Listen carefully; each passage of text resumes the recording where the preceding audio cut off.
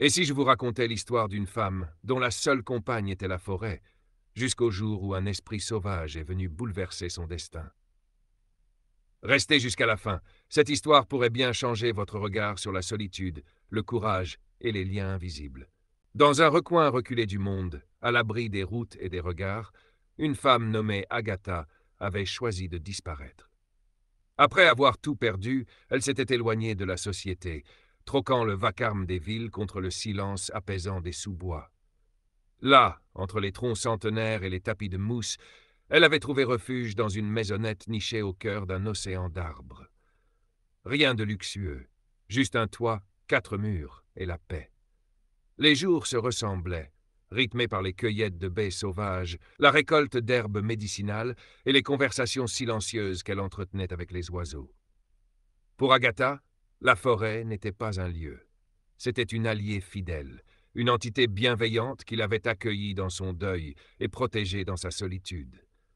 Mais un soir d'hiver, alors que la lune jetait une lumière pâle sur les sentiers, un bruit rompit le calme habituel.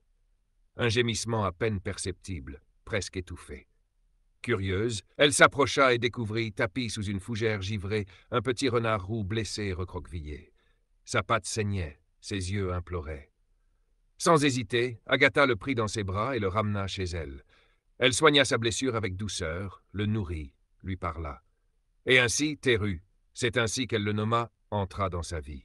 Le renardeau devint vite plus qu'un simple animal sauvage. Il était son ombre, son gardien silencieux, toujours à ses côtés. Il courait librement, chassait parfois, mais revenait toujours vers elle au crépuscule. Un lien invisible les unissait, plus profond que les mots. Les années passèrent. Teru grandit, devenant agile, vif, presque insaisissable, mais il n'oublia jamais celle qu'il avait sauvée. Un jour, alors que le vent portait des murmures troublants entre les arbres, le calme de la forêt fut brisé.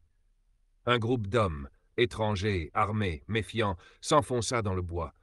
Ils fuyaient quelque chose ou quelqu'un, et leurs intentions étaient sombres.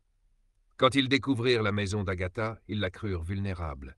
Une vieille femme, seule, isolée, une proie facile.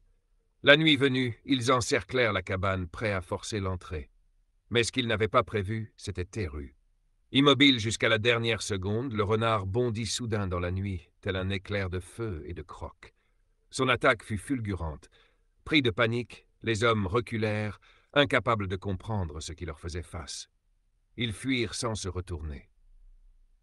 Agatha, elle, resta indemne. Mais dès lors, les rumeurs coururent dans les villages voisins. On racontait qu'une sorcière vivait dans les bois, protégée par l'esprit d'un renard légendaire. La dame aux yeux d'ombre, disaient certains. Des curieux vinrent, fascinés par l'aura mystérieuse qui entourait cette cabane. Agatha n'ouvrait pas sa porte à tout le monde.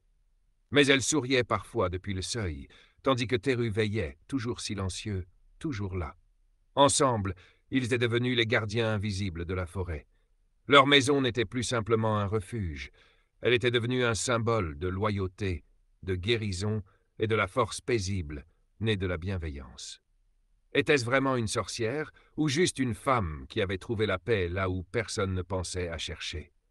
Si cette histoire vous a touché, abonnez-vous, laissez un like et surtout, ouvrez l'œil. Certaines légendes vivent encore dans les bois.